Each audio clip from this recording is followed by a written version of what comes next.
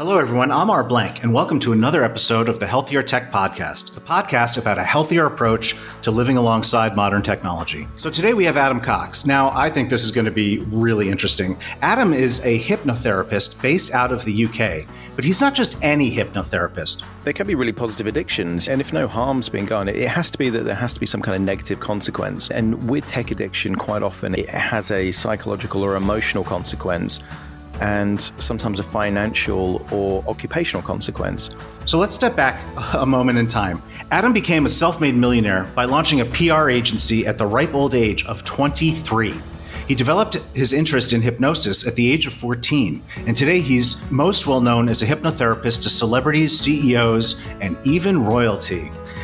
Which leads me to wonder which royals. But moving on, he has 2 podcasts in the iTunes charts, and he's also a founder of Addiction Experts. So I've spoken to Adam before. It was actually last year, and I can tell you, once you hear his voice, it will not surprise you in the least that he's a hypnotherapist. Seriously, it is quite a voice. Today, I'll be chatting with Adam about tech addiction. Tech addiction is a serious and growing problem, but we normally talk about it from the perspective of EMF exposure and what it does to your health.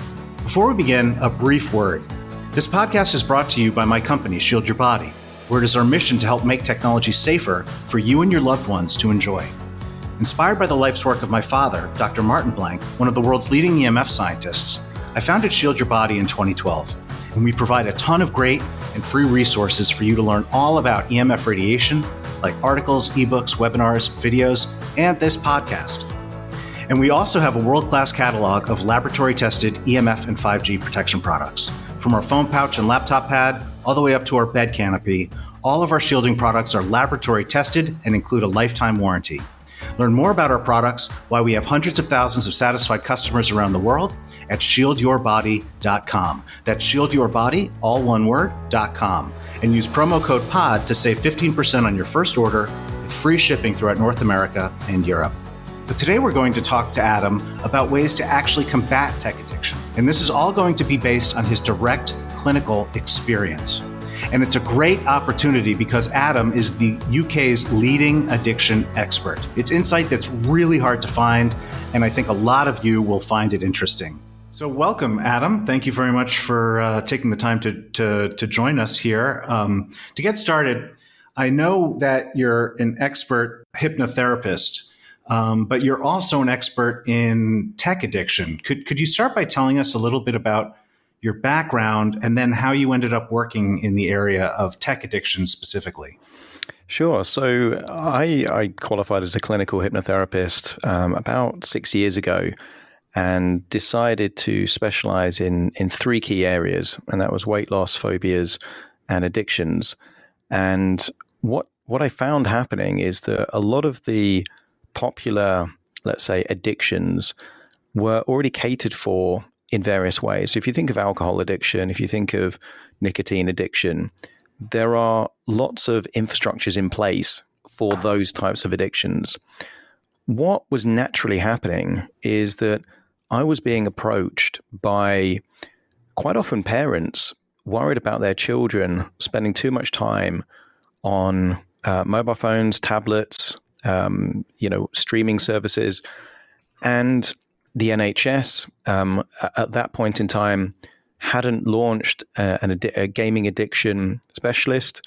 The World Health Organization hadn't labeled gaming disorder an actual issue, but parents were actually seeing it firsthand that their children were spending more and more time on these digital devices and getting very aggressive if they couldn't go on there. And seeing the psychological impact, the emotional impact of what was actually happening in front of them, and the health services and the traditional kind of approaches, going to a local GP, they didn't know how to handle this. This was something new for them. And that's why I think I naturally had more and more clients, and the more clients I worked with in that area, the more I got featured in newspapers and magazines and TV. And then word gets around and it's like, oh, here's someone that might be able to help in this area, if that makes sense. Yeah, that makes total sense. So just briefly for those of us who aren't British, the NHS is, I believe, the National Health Service in the UK. Is that correct? Yeah, it's the health organization. So everything from a local GP right down to hospitals and surgeons, and would be the natural place for let's say a worried parent or even an individual that feels like it's affecting their employment, and not just games and kind of streaming services, but social media as well. People find that it massively interrupts with their sleep, and the NHS, the health service, didn't have the knowledge, the understanding of the issue to be able to help and really figure out what was going on. In many cases, they would label it just an anxiety disorder or a sleep disorder, not really figuring out that this is inextricably linked to the digital devices that they are consuming. So that's really, and this was only 6 years ago, you're saying? Yeah, and it's grown in popularity, and I think a lot of people have appreciated that. It's quite interesting. The World Health Organization labeled gaming disorder as a genuine health disorder in, I think, 2018, 2019. When the pandemic came along, they were encouraging children to spend more time on games because in their mind, that would be better than them socializing with people. So quite often there is huge contradictions within the actual health organizations themselves. And what it means is that I think there was a lot of stressed parents, there was a lot of lonely children, and then, people of all ages suddenly sought solace in these digital devices that could actually enable them to meet their need for pleasure, gratification, connection, all these kind of human needs that people have a kind of a requirement for that couldn't be met in real life. So actually the pandemic has only amplified and increased, I think, people's addictive habits when it comes to social media, streaming services, games, particularly online games. So I think that's a really interesting point. I want to get back to that a little bit later in the interview about what's happened, particularly in the past year. But stepping back a little bit, I think it might be helpful to have a quick discussion on what actually is tech addiction. It has addiction in the name. And so, is it like alcohol or drug addiction, or is it unlike that? Or what is tech addiction? Yeah. So what defines an addiction rather than a habit is that the individual can't simply stop. It's like saying to a gambler or an alcoholic, oh, just stop drinking alcohol or stop gambling. They've already tried that. They can't. It's almost like they're not in control of their own decisions at that point, which defines it as an addiction. Tech addiction is an umbrella term to talk about really the dependency for individuals using technology. And mainly what they're talking about are smart devices. So things like smartphones and tablets, but it could also include smart TVs and also PCs. Normally something with internet connectivity that gives people choice. And that choice could be games, it could be movies, it could be TV shows, it could be social media.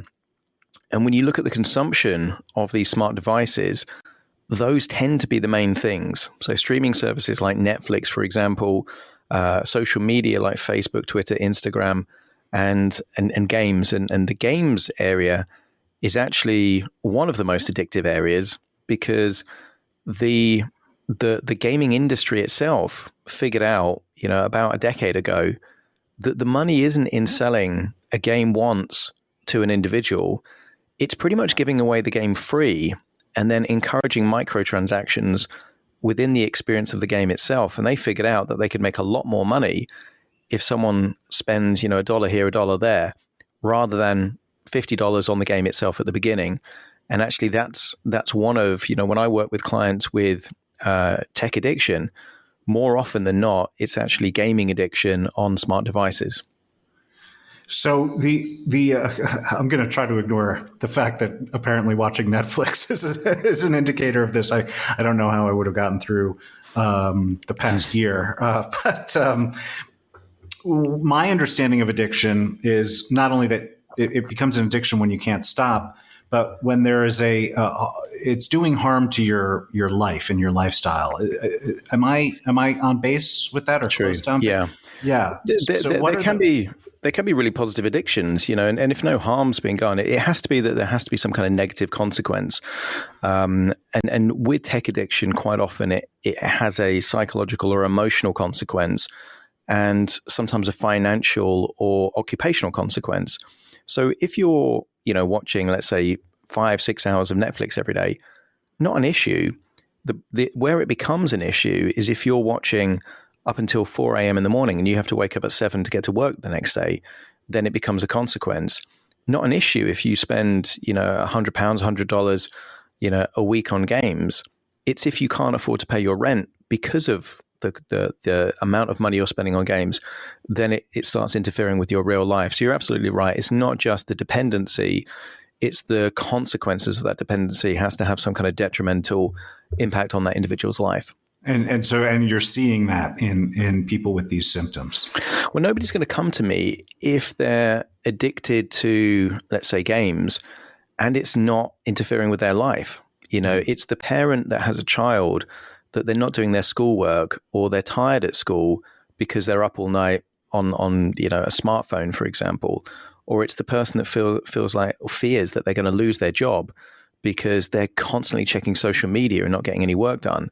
Where the consequence of the behavior starts colliding with real life, and then the consequences of those potential decisions, and they've already tried to do it themselves, that's when they would go to a specialist like me and say, I've tried this myself, it's not working, what do I do here? And that's when I get the phone call or the email. And so do people who come to you, are they familiar with the term tech addiction, or do they just think they have a problem that they need to solve? Is that something? Yeah. Is there something that they're aware of, kind of more broadly? Yeah, they don't label it tech addiction. They will say, I'm spending, I can't sleep because I keep checking Instagram, every 10 minutes at night, or I'm staying up late watching TV. And it means that, I've nearly fallen asleep at the wheel or something like that. So it tends to be, although tech addiction is an umbrella term, what you're talking about is quite contextual. So that person that constantly checks their phone, 60 times an hour to see if they've got any more likes or notifications on social media probably can't relate to the person that's, spending X hundreds of dollars on Fortnite, because they're in different worlds and they're not going to, relate to that different context. But, someone in the medical profession or someone like me would look at that and say, well, yeah, it's a similar pattern there. Technology has fueled some kind of habitual response that is now detrimental in some way. And that's where it becomes an issue. And, the term tech addiction, I think is growing in popularity because it's a convenient way to cluster lots of things together, in the same way that you could say, gambling, gambling is an addiction, it's a disorder, but you've got very different types of gambling within that. Someone on slot machines gambles in a very different way to someone on online poker, and yet it would be collectively described as gambling or gaming disorder. Oh, that's interesting. Yeah, I never would have, even before you said that, never would have thought that there were different types of gambling addiction. So that's the same sort of breakdown in terms of how things are playing out in tech addiction is what I hear you say. Yeah, it totally is, because what tends to happen is that all addictions are harmless to begin with. It's harmless fun. It is something that is just, it's very difficult to argue and say, right, there's a problem here. If someone spends, an hour doing something recreational, it's not really a problem. But within that world, within that universe, quite often the individual is having a richer experience than life would normally offer them. So if you think about a game, for example, in a game, you've got levels of consequence and excitement that if someone's got a boring job, they probably don't get that same level of excitement. Within the gaming world, they might be a hero, they might be a leader, they have significance, they're getting recognized through unlocking achievements and getting badges, and all these kind of things that gives them a real sense of empowerment and significance that they might not be getting in their real life. And then, of course, that emotional choice, if they're bored, it's kind of like, well, yeah, they could think about their real job and things like that. And it kind of makes them feel a little bit worthless, perhaps. And then they think, oh, but then I could just log in, and then suddenly it's meeting many of their needs. So that might be the need for connection, for example. We're in a increasingly isolated world. Quite often people don't speak to their neighbors, and particularly with the pandemic, social distancing has encouraged this kind of isolation. And yet online, whether that's social media or within a game, there is increasing amounts of interaction with real people. So if we look at gaming 2 generations ago, it's you versus the computer, or you versus the player sat right next to you with a joystick. And it isn't that way anymore. You can join universes, on these huge, servers with massive kind of data resources. And you've got all of your friends there, perhaps friends that you've never met in real life, but you feel like you know them online. And these aren't, bits of code. These are other people that you can relate to and communicate with. So it's meeting that need of connection, is meeting the need of significance, is meeting that need of excitement and adrenaline and recognition and all these kind of things. And quite often, it's just a more desirable place to spend time than reality. But the problem is the consequences. You can invest huge amounts of time, watching Netflix, and it isn't really going to contribute to your life that much. And that's really one of the key ways that I help people to break the pattern, is that in hypnosis, you can distort time, and I think everyone has had some experience of time distortion when they are immersed in something, whether you call it a state of flow or a trance. If someone is immersed in a good book, then they're not conscious that they're turning the pages, and they're not conscious that they're following the words. That's happening by itself, and they're creating a movie inside their mind's eye. And then suddenly, might be 2 or 3 hours later, they put the book down, and they've got no concept of time because they're lost in that world. And time distortion is very common within games. Most people have at least once binged on a box set on Netflix, Breaking Bad, Suits, you name it. There's going to be something that someone's had a bit of an addiction to. And the companies themselves realize that they don't want to interrupt the pattern by allowing people to see the credits. So the moment the credits come up, you've got the ability to watch the next episode immediately. Now, that didn't used to be the case. If we go back even 15 years, there would be regular commercial breaks, so you could break the pattern and get away from what you're doing. That isn't the case anymore. It's so easy, and particularly if there's some kind of cliffhanger or extra reason to kind of see what's happened next, you could watch 4 or 5 hours of TV nonstop, not moving very much, and you're just lost in that world. So time distortion is one of the clues sometimes that you are in that kind of trance-like state. And I use a similar state to get them out of that and say, right, just imagine that, for the next 2-3 decades, you're giving 25% of your free time to that. And for some people, it's more than 25%. What could that lead to, or what opportunities are you going to miss out? And for me, it's about creating a fear. Fear of missing out is really what gets people addicted to social media and games and things like that. But you want to use that same fear of missing out on real life experiences to get them to think, right, there is a consequence of spending so much time, on these digital devices. But it's a genuine thing, and it's so easy for people to say, "I'll just put the phone down."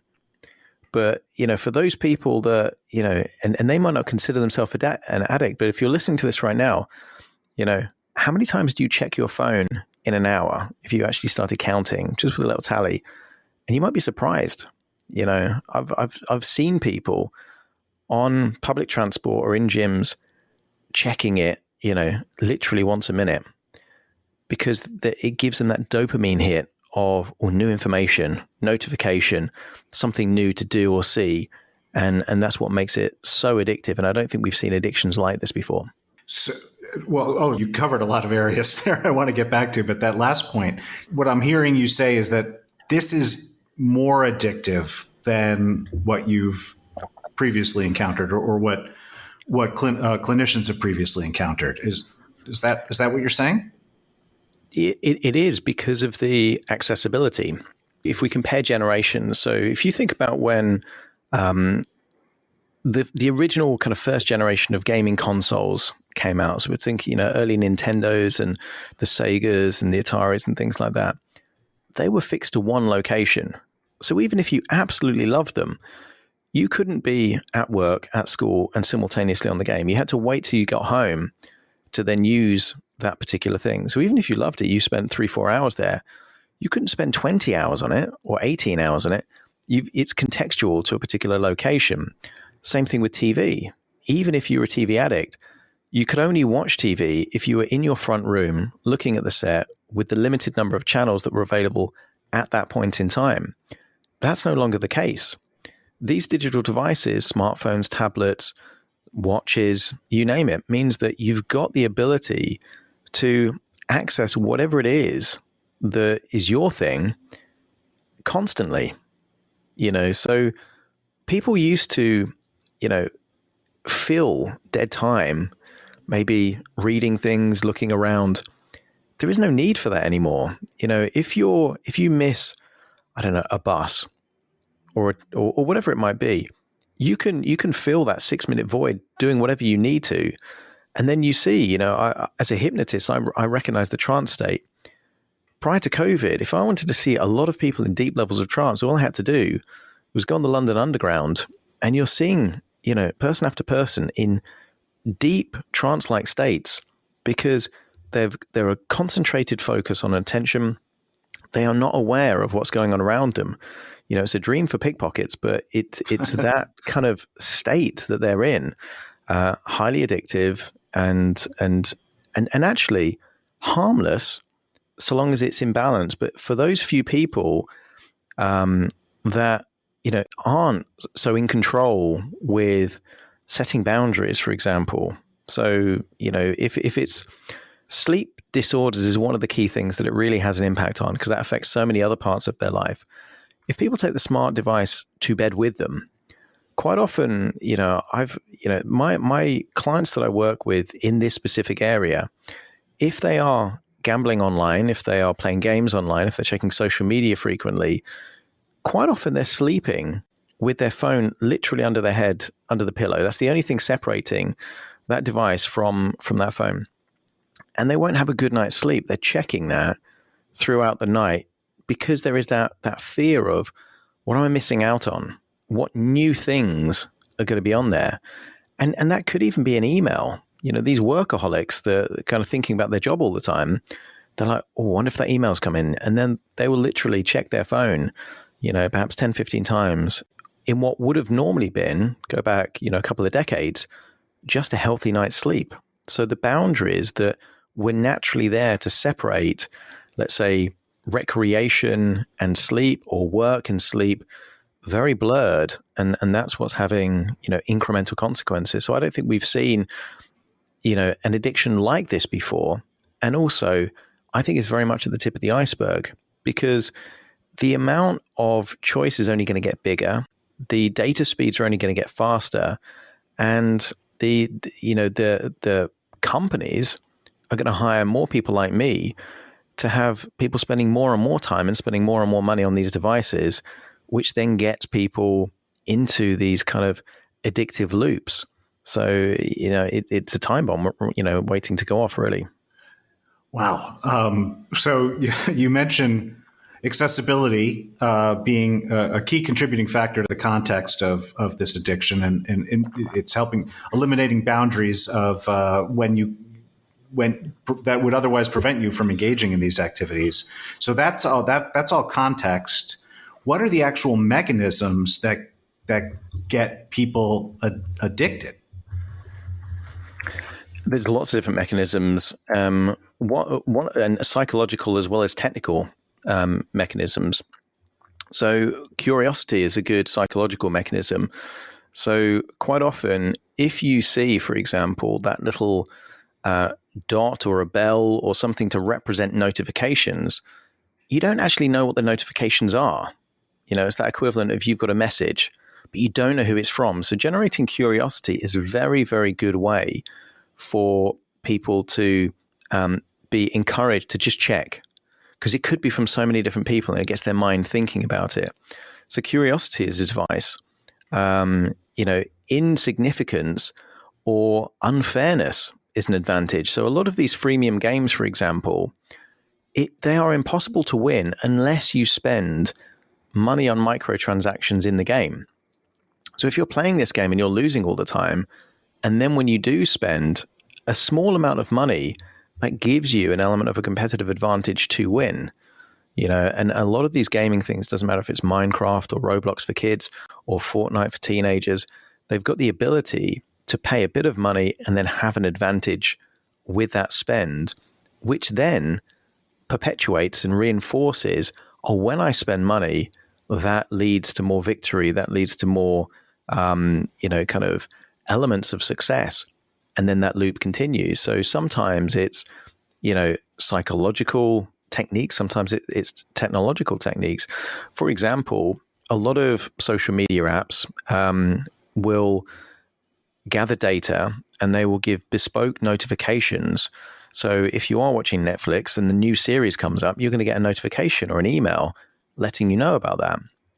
If you've got a friend that you're connected to on social media and they start posting something or doing something live, you get notified.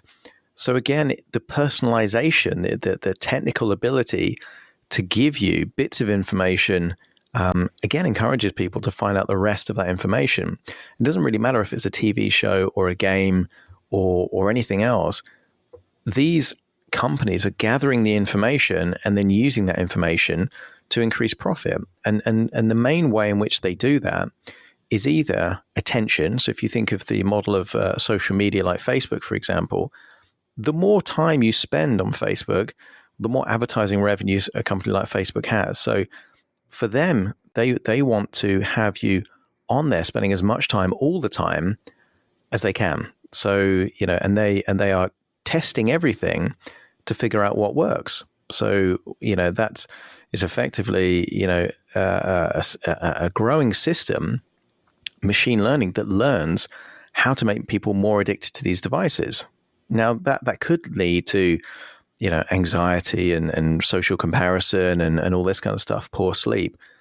But equally, there are cases where people checking phones while driving, because that dopamine hit or that curiosity of, what is that message? Just need to check, is so powerful that people are deciding to do things when they should be, attention on the road. But if your attention is on Facebook or WhatsApp or Facebook Messenger or Instagram, you can't simultaneously be on the road. So there are genuine consequences. And, these companies, they either want to capture your attention or encourage you to do these microtransactions, which could be, and it seems very harmless, something like Candy Crush that was very popular, kind of 10 years ago. You just have to spend, 30, 40, pence or cents. And then you don't have to wait. And it's just seems insignificant, but it gets people spending money. And then when you add it all up, that time, that money, well, it has an opportunity cost. You can't also be spending that money all that time doing something else. So you've mentioned sleep disruption a couple of times now. And I think you also mentioned anxiety. What are some of the other health symptoms or health costs that you tend to or have seen in those who come to you with tech addiction? Yeah, totally. So, sometimes it is the financial cost. So people are worried that they're spending too much, particularly if it is things like online poker or some of the games that encourage spending. So that's often it. Sometimes it can lead to what's known as ADHD, so attention deficit hyperactivity disorder, that constant checking. Because effectively, if you're constantly having the ability for your brain to release those neurotransmitters, the serotonin, the dopamine, just by checking, well, it encourages you to always seek instant gratification. So it has been linked to things like ADHD. Also physical loneliness. if you can meet a lot of your human needs by interacting with people only online, there are many people that prefer their digital life than their real life. And that can actually lead to not just loneliness, but things like depression as well. So there are genuine health consequences or financial consequences to what most people, if you ask the average person on the street, what's more dangerous, a drug addiction or kind of being addicted to tech, it's easy, of course, because everyone's on tech. The tech is the harmless one. But if you just look a little bit below the surface, there are genuine consequences in terms of not just mental health, but physical health. Because if you're not moving very much and you're just sat in front of a screen, could lead to increased levels of obesity, heart disease, strokes, things like that. So, it doesn't take too much investigation to see, right, well, this genuinely does have a health impact. So earlier you used the term tip of the iceberg in terms of where you feel we are at right now and where we're going.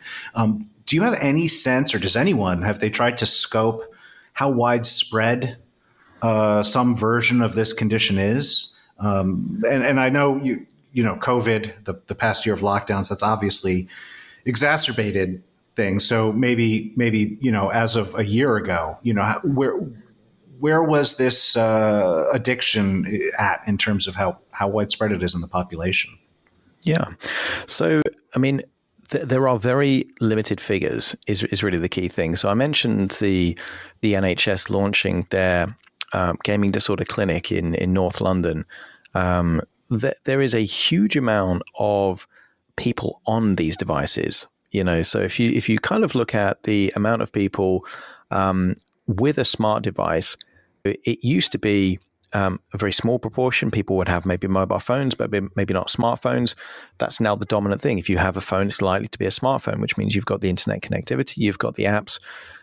If we look at just a single app like Netflix, for example, during quarantine, and these are US figures, the average US Netflix subscriber spent 3.2 hours per day, and 6.1 billion hours in the last single month of quarantine. That's a huge amount. And that's just, wow. that's one app. Yes, it could be on a TV. Now, there are ways to lessen the physical or the psychological impact. So my policy, for example, whenever I watch something on Netflix, I like Netflix, but I have a spinning bike right in front of a TV. So if I'm watching it, I'm cycling. So I'm able to kind of dovetail two things at the same time. So I'm getting that kind of physical activity while also getting that kind of psychological stimulation from the movie or the TV show or whatever it might be.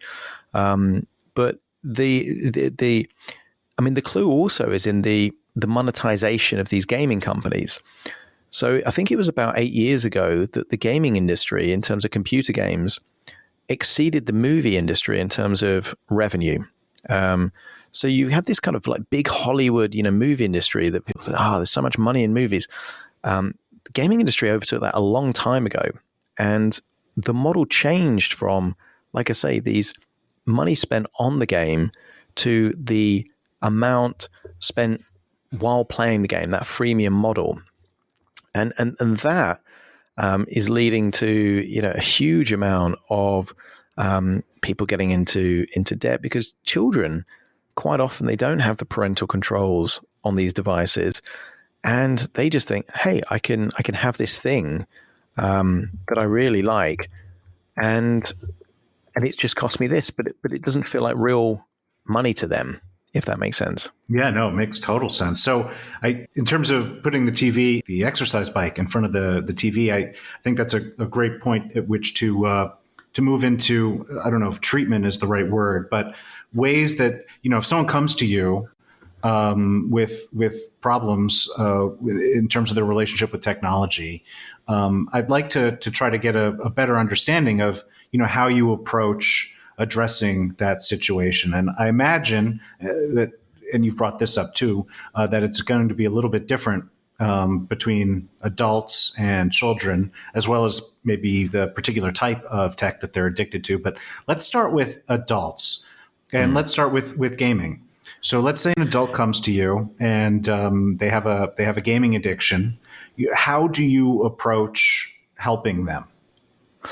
It's really about creating that emotional leverage.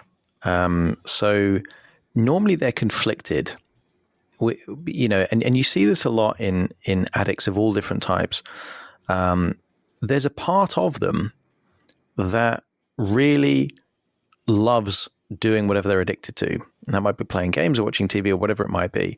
They love it because it meets that need. But then there's this other part that is starting to deal with the actual consequences. So part of what I need to do is to communicate with the part that still wants to do the thing. Because, and sometimes you hear this in the language of people, it's quite typical just to kind of make it relatable to the average person listening.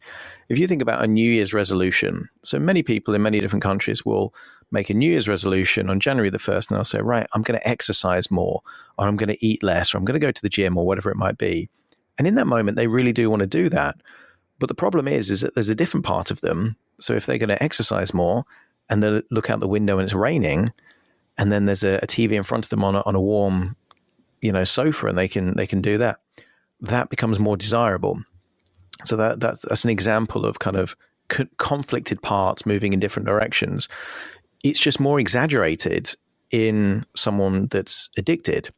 And that's what makes them feel that they're not in control, because the part that's addicted isn't normally the part that you're communicating to in the therapy room. You're speaking to the part that already knows that it wants to change. And that's why you see low levels of change, because there's that dissonance, there's that disconnect between them. So what's really important is that I've got to communicate to the part that loves it and kind of say, well, what is it that you love about it? And they'll, let's say it's a game and it's kind of, the excitement, and the feeling of success, of accomplishment, of achievement, and all this kind of stuff.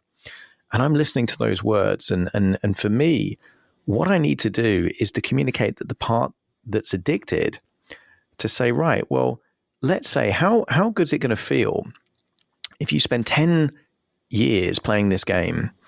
And, when you think back, those memories of winning all those games, is that going to still make you feel accomplished and successful and significant? And rarely does it, because there is a genuine difference between memories of real human accomplishment. So if you climb a mountain on a game, or if you climb a mountain in real life, they're going to feel different when you think about the memory, because one's a real experience and the other is dissociated through the screen. So the key thing is it's a feeling of those things, but it's a fabrication. It's not the real sense. In the same way that, a strawberry flavored sweet is not the same as a strawberry. Okay, it has similarities to it, but they're very, very different. So for me, the way to change it is to elicit what is it that makes it so addictive, and then say, right, well, you've got the fabricated version of it, and then you've got the real version of it. And let's try it on for a size. If you were to have these real experiences of accomplishment and achievement and excitement, what would that be like as a real experience? And then my goal really is to make the real world more appealing than the digital world, but pace their experience to say, well, look, it's not going to be so immediate, because in real life, that accomplishment of building something or creating something, that can take months and years, and you get setbacks. If you lose a level on a game, you can restart instantly. So you can disassociate from failure and then really associate into success. And there's an immediacy of it. People wouldn't play a game if you had to play a game for months, and then there's might be a chance that you get some kind of mediocre victory. So that's why it's so much more appealing for people to have the fabricated version than the real version. But you can use time distortion to say, well, look, let's just go right to the end of your life, look back. What's a successful, accomplished life going to be like? Describe it for me. And rarely do they say, all right, it's spending decades and decades playing games. And if I can tap into that feeling of regret And the real fear of missing out isn't missing out on that one game or that one conversation with a friend, but missing out on living a life because you've actually had this kind of artificial version of it that can create the emotional leverage for them to reach what's known as the point of threshold. And the point of threshold is where something changes and it's like, enough is enough now, don't need it anymore. And for me, I experienced a few games where I was addicted to them, strategy games, and it's a very clever model that these games have, because you invest time and you're building something, and then you justify it. Well, I can't just walk away from this because I've invested so much time building whatever you're kind of building in this kind of fake reality. But for me, it was kind of like just thinking of two different futures. What's the future where I spend an hour or two a day playing these games, and what could I do with that time if I did something real? And for me, that was a very easy choice. But some people go further down where they invest real money and all their friendships are online. Then it becomes a harder pattern to break. So I was reading, I believe it was in the Mirror. There was an article about a family who working with you underwent a week-long technology fast, where the whole family gave up tech for a week, and in the article they documented their experiences, and the husband and wife passing notes to each other instead of sending texts.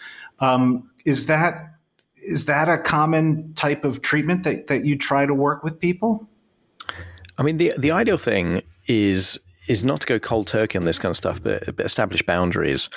So one of the ways in which parents can do that with children, and adults can do it with themselves, is to have certain rules. And the thing is, the brain is, in terms of the neural plasticity, it adapts very, very quickly. So if your rule is that you never, ever take a smartphone to bed, okay, the first few days, yeah, it's uncomfortable because you're so used to kind of, looking on social media just before you go to sleep. But then once the brain gets used to it, it can just handle that. So that would be an example of a boundary. Another example of a boundary might be parents having parental controls so that the Wi-Fi is only accessible at certain key times. So you don't then have the risk that children are up at 3-4 o'clock in the morning, using the Wi-Fi, which is quite often, what they're going to need to access these kind of games or content that they're looking for. The reason why a fast or a break, maybe a week or so is good, is because it then resets. People have, dopamine is just as addictive, if not more addictive, than things like caffeine and nicotine. So yes, it's very addictive, but equally, once you stop for a few days, the brain then adjusts to not having that thing. In the same way that if people go cold turkey and just don't eat any sugar, any refined sugar, the first few days are a nightmare because the brain is used to having that instant fix of sugar. And I would say social media is the tech equivalent of something like sugar. It is instant gratification, but you go without it for a few days, and then actually you notice that your anxiety levels go down and that you've got more time to be mindful and appreciate what's going on. And it enables everything to reset.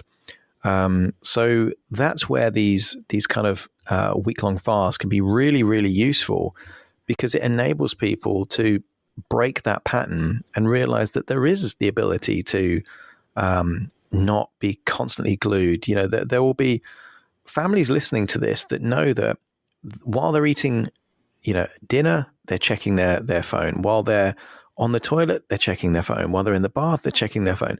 So, you can call it an addiction if it has a negative consequence, or you can just call it dependency. But if, and I would encourage people, try and establish these very simple boundaries so that it isn't so dependent. And if you find that you can't have very basic boundaries, well, then you might be, addicted to tech. Could I ask you to, if people, listening to this are motivated and they were willing to try establishing 3 boundaries that might make a really big difference in terms of their relationship with technology. And obviously everyone's going to be different, but generally applicable. Could you pick 3 boundaries that you would recommend people at least experiment with? Totally, and these are 3 that are going to have the I would say very useful benefits or avoiding very serious consequences. So the first one is driving, and that is, if you have a smartphone, do not make it accessible while you're driving. Lock it in a glove compartment or put it in the back seat so you can't reach to it. So when you're driving, you do not have the ability just to quickly check something, because that could lead to a crash that could cost you your life and the lives of other people. So that's a very simple boundary and a very healthy boundary. And if you're one person listening to this that, actually does check your phone while driving, you need to establish that boundary very quickly. Second boundary, do not take a smart device to bed with you. I would say if it needs to be charged, charge it in a different room. So there isn't that temptation just to kind of lean over and grab it. So, one, don't make it accessible while driving. Don't make it accessible while sleeping. And I would say the third one is meal times. Keep it away while you're eating. And what you'll find is that you actually are able to connect more to the people that actually matter, rather than these people in the games or social media that, in all honesty, if you just disappeared off the face of the internet, these people, on these games, on this social media, they might think about it for 5 minutes, but then they're going to move on and something else is going to catch their eye. So there are certain kind of people that you don't mean that much to, and there'll be other people that you mean a lot to. So it's only fair that if you're giving, a few hours attention to strangers on the internet, why not give at least half an hour attention to those people that you really do care about? Oh, totally. So, and you brought up I think a really important point just a little bit ago about the difference between addiction and dependence. And so if there are people who are listening right now who don't feel like they are addicted to technology, but they were willing to give those 3 examples that you just said, they were willing to give those 3 those new boundaries a shot. What changes could they expect to see in their health, or their physical health, or their mental health, or elsewhere in their life? Yeah. So I would say for the one about sleep, I mean, in reality, the one about driving, you're not going to know if it's kept you alive, because you would be alive and you wouldn't be, if you're dead, you're not going to know that. So that one's a difficult one to evaluate. But in terms of the sleeping one, expect restless sleep for the first few days, and then it's going to exponentially improve. You're going to be able to sleep without thinking about what's going on, and worrying what you're missing out on. So your sleep's going to improve. And when your sleep improves, generally, I would say that's one of the most important things to improve physical and mental health, because there's such a big sleep deficit in the average person. So your mood is going to improve, your concentration, you're going to have less fatigue, so many benefits. And I would say there are social benefits to actually, if you're having a conversation with someone, lots of people will give someone 10% of their attention because the rest of it is still reading that article or scrolling through social media.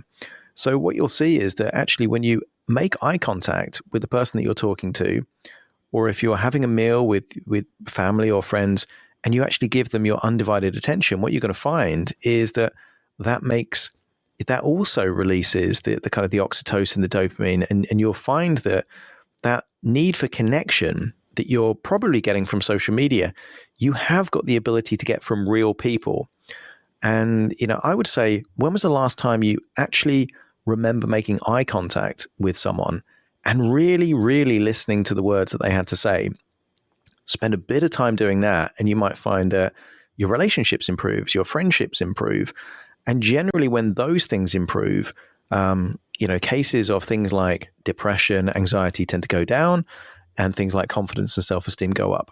That's great. Anyone listening to this podcast knows, I focus a lot on ways that people can reduce their exposure to EMF radiation. And that's one of the reasons I was so interested in having you on the program, because I find it's really hard to get people or to talk about reducing EMF exposure without at least acknowledging the fact that a lot of this technology is designed to addict you, even if it doesn't reach the point of actual addiction, if it's just dependence. This technology is designed in a way to keep you using it. And that's a really important factor when, like I say, when trying to reduce your exposure. But the way that you've talked about these issues is, I mean, you have a very productive approach, but it's also a little bit just terrifying on its own before you even get into the health effects of the radiation exposure and where we're going. So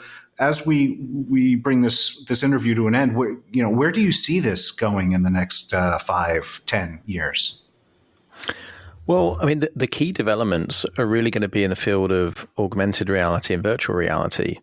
So at the moment, you're still kind of in the real world, albeit looking through a screen, and that's going to change the moment that, things like Oculus, and lots of these VR headsets are much more immersive. And the more that these gaming experiences mirror real life, I think you're going to find digital recluses, people that don't go outside for the real world, because the real world requires effort, and it involves failure, and it involves having to learn and slow progress and all these kind of things that when you compare that to the instant exciting adrenaline rush that people are going to get through their VR devices, it won't compare. It's like comparing the small levels of sugar you get in a carrot with the vast amounts of sugar you get in a fizzy soft drink. The carrot is never going to taste as good if you're always drinking fizzy drinks. And I don't think real life is going to seem as good if you're spending all this time in this virtual reality that is giving you the ability to fire off all of these neurotransmitters that make you feel good instantly, but it isn't real. And I think that's the thing. And I think it's going to be harder and harder for people to have these boundaries, because these gaming companies are hiring people like me to figure out how they can get people spending more time and spending more money on these devices. And we saw Netflix consumption went up massively during that period of lockdown. Very few people are actually spending time in VR at the moment. That will change, and when it changes, I think we're going to hear cases. There was already a case about 2 years ago of a 8, I think, or 9-year-old girl that was playing Fortnite, and she wet herself. She urinated on her own bed because she couldn't leave the game. It was that compelling. And I think we're going to have people with serious health effects because they're spending hour upon hour upon hour just living in these kind of virtual realities. It's going to be an interesting future. I think it's difficult to predict exactly what's going to happen. But of course, when I think of the games that I used to play when computers, first came out and I was like 6 or 7 years old, the graphics were atrocious. The gaming wasn't realistic at all. And now, when I see my son, playing consoles, they're more realistic, and that's on a screen. And once you look at that through virtual reality, then you're gonna get the adrenaline. If you're playing something like Call of Duty, but it's on VR, you're going to have all of that kind of adrenaline and cortisol and all that kind of stuff as you would if you were actually on a battlefield. And that's going to create not just addictions, but it's going to create traumas and all other things as well. So difficult to predict exactly what's going to happen, but certainly more and more people are going to be spending more and more time on tech devices, and it's going to be harder and harder for them just simply to stop. Wow. Well, I'm left a little speechless, but I really appreciate you, Adam, making time and coming onto this program to help educate my audience here about this really important issue, and one that seems to be growing quite a bit. And I just think this information is super important, and I really appreciate you making the time to help share it. No, it's an absolute privilege and honor to be on your show. Thank you. Thank you. So for everyone, this is Adam Cox. You can learn more about him at Adam Cox. That's adamcox.co.uk. And I highly recommend his Modern Mindset podcast. It's super popular, where he investigates how thoughts, beliefs, values, and emotions influence our behavior in modern life. So thank you once again, Adam. It's been a pleasure. Thank you so much, Al. Wow. That was a unique perspective on tech addiction. You know, I increasingly spend time trying to talk about tech addiction because it's an increasingly important factor in people's exposure to EMF radiation. But I don't come to it from the same sort of perspective that someone like Adam does with his deep and unique perspective through clinical treatment. And to me, it was sort of eye-opening. What did you think, Stephanie? This was definitely a dense episode and a lot of great information. I guess I didn't really realize how much I didn't know about what tech addiction actually is. So I kind of had a broad idea of you're tethered to your phone all the time, but I've never really taken that kind of deeper look that somebody who's, say, trying to treat people with tech addiction, how they would approach it. Yeah, in the work that I do and we do at Shield Your Body, I tend to think of tech addiction as like checking Facebook on your phone. And I know it sounds obvious now when he talks about it this way, but I never put it in the same sort of terms as gaming addiction. And I've heard of gaming addiction before. I've read the stories about people just dying after not stopping playing video games for 48 hours or something like that and drinking energy drinks the whole time. But I just never quite linked gaming addiction and tech addiction together the way that Adam, I think, helped me understand a lot better. Yeah. And I think, I think it's easy to think about that extreme narrative or story of somebody who has tech addiction. So it's, I don't have tech addiction, or I'm not overusing my technology because I haven't, urinated well because I couldn't take time away from the game to go to the bathroom, to go to the restroom.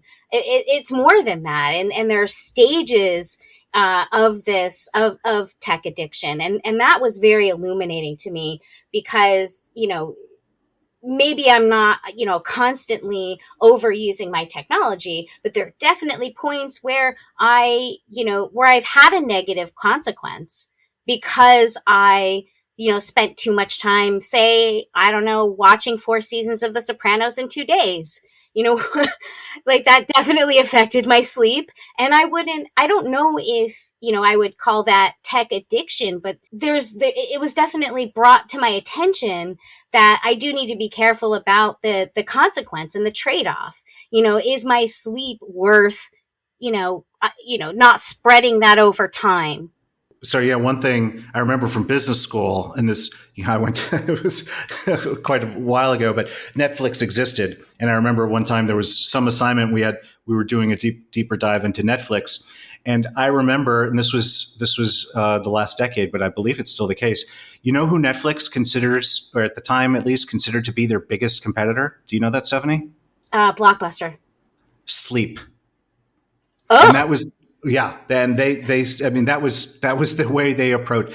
Netflix viewed their biggest competitor as sleep. And wow. Hearing Adam talk about tech addiction really, I don't know, it really impacted the way, I feel like I have a relatively healthy, balanced relationship with technology compared to a lot of my friends that I know. But even so, it really made me sort of look at my own relationship with tech in a different way. So now it's time for the 3 things that I learned. And then, Stephanie, you can share your 3 things. Let's see if we have any of the same 3 things. So number 1, Adam, at least in my opinion, does not have a very optimistic view of where things are going. I think he's clearly optimistic about the ability to affect change and to break tech addiction in people who want to. And it was very empowering from that perspective, I felt. But the evolution of technology as he sees it is extremely alluring to the human condition, as in the ways he talked about augmented reality and virtual reality in particular. And, I have to think about it some more, but I think I agree with him on that. So that was one. Two, I didn't actually know that the World Health Organization recognizes gaming addiction as a formal disorder. That's really interesting to me. And I wonder what it'll take to get them to recognize social media addiction in the same sort of category. And then number three is I really liked his three boundaries. A lot of them overlap with what we say all the time at Shield Your Body. So no phones while driving, no tech in bed, and no phones during meals. And these are really important. And they're just they're three tangible things that you can do, and they make a big difference. But they're also examples of things that you can do. And once you start making changes like this, it forces you to think about other ways that you can modify your life, that the tools that you have, the power that you have to actually take control over your relationship with this technology. It's so critical to establish these boundaries for your own mental health. I remember uninstalling Facebook in 2015, and the positive impact was so tangible and so immediate. I've not gone back. The only reason I keep a Facebook account actually is because you need a personal account in order to manage a business account. But beyond that, not using social media, I found to be really liberating. So those were my three things. Stephanie, what about you? How do you feel about those, or do you differ? Well, yeah, to go back to your first statement, or your first learning, I'll say, I do agree that, and I really had not thought about this until listening to this interview, but augmented reality, Oculus, the immersive VR experiences, there's definitely going to be more risk of people enjoying those spaces more than they enjoy life. And I thought it was really impactful, and it was impactful to me to hear about how people can prefer these experiences versus real life, because real life is harder. And, you get these dopamine hits when you're, in these deep experiences, these deep virtual experiences. And in life, we don't always, we don't get those in our, day-to-day life. So that risk, I think, is really compelling. And it is frightening, but I also think that as the, the World Health Organization has recognized this as a real issue and a real, health issue. So I think that's kind of the doorway to opening up more awareness about it. And I think that this is going to affect probably young people more. And my personal belief is that parents are going to see these issues. They're going to be hearing about this more, and they're going to start creating some boundaries and understand the risks so that they know how to watch out for it. I do believe that parents will, once more aware of it, will really kind of, do their part to make sure that their kids aren't, preferring virtual life to real life. So the next point that you raised, that I actually highlighted in my notes, was the parallels between the three boundaries that Adam was talking about. And, these are what I really like about the three boundaries is that they are accessible to anybody. There's no, magic thing you have to do. It's really just creating some boundaries, and boundaries are great to create in life anyways. But when you're talking about your phone and you're talking about gaming, there has to be some sort of a balance, and there has to be more awareness and mindfulness also, and not just because of like the EMF health risks, which are huge, but also your social life and making sure that, we have that healthy balance. So not, don't make your smartphone accessible while you're driving. Put it in the back seat. I really, really like that boundary, because, even when I'm driving, my phone is accessible. I don't use it while I'm driving, but I hear a ping, and there's that moment of that notification where there's that moment of distraction.